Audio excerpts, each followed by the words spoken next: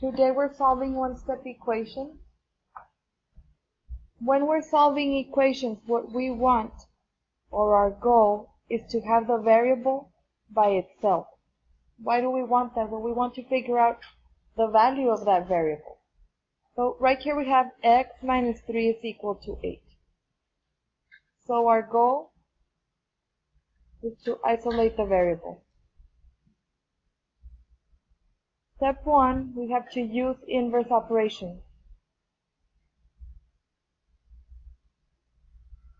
What does that mean? Well, the inverse of subtraction would be addition. Step 2, what you do to one side, you do to the other.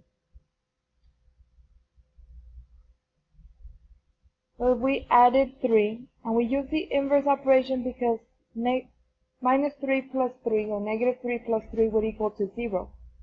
So that would leave the x by itself. We added 3 to one side of the equal sign, we have to add 3 to the other side. 8 plus 3 is 11. That means that x equals 11. Now we can check our work. When we are checking our equations, what we do is we take our answer and we substitute it into the original equation. So this means 11 minus 3 should be equal to 8. And 11 minus 3 is 8. And 8 is equal to 8. Bless you. Let's try this again. Let's say we have m minus 10 is equal to 2. So what is our goal? Isolate the variable. We want m by itself. What is the inverse of minus 10? Plus 10. Step 1, inverse operation. Step 2, what you do to one side, you do to the other. So that means that m, which I just pulled down, is equal to 12. Can we check? M minus 10 is equal to 2. That means 12 minus 10 should be equal to 2. 12 minus 10 is 2. So that means we solved correctly. Let's try another one. Let's say we have x plus 5 is equal to 6. So what is our goal? Isolate the variable. What's the inverse of plus 5? Minus 5. What you do to one side, you do to the other. So x is equal to 1. Can we check this?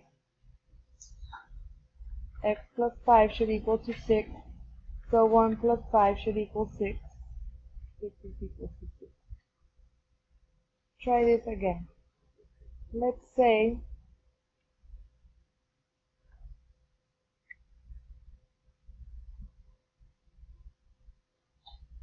we have this triangle, and this side of the triangle is equal to this other side. So this is an isosceles triangle. And we need to solve for A. So if we need to solve for A and we know that these sides are congruent, which means both sides are equal, can I solve for A? So I would set up 15 is equal to A plus 4.2. These lines tell me that the sides are equal. So if I need to solve for A, what is the inverse operation I should use? Minus 4.2. What you do to one side? Minus 4.2. This means 15.0, right? 15. 10.8 is equal to A. Can we?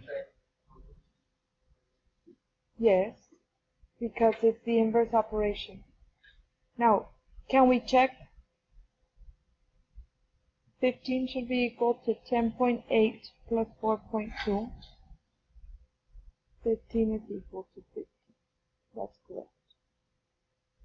So we have to solve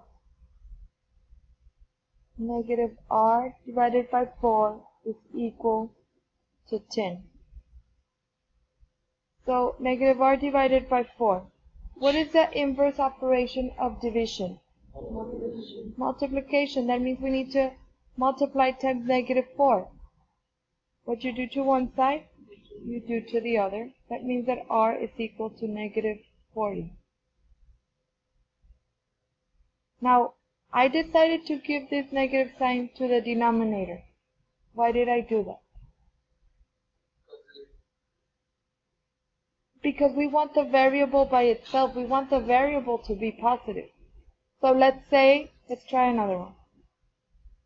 Let's say we had negative a divided by 2 is equal to 30. What would be the inverse operation here? Multiply, and what would I multiply by?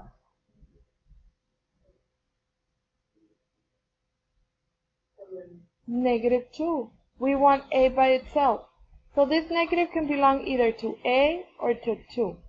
Now, it's convenient for us to give it to 2, right? That way we're left with the a by itself. So 30 times negative 2 would be negative 6. Now, I forgot to check the first one. Let me go ahead and check this. If I check this, this means negative times negative 40 divided by 4 should equal to 10. A negative times a negative is a positive, and 40 divided by 4 is 10. So, did we solve correctly? Yes. Let's check this other one. Negative times negative 60, if I substitute a, divided by 2 is equal to 30.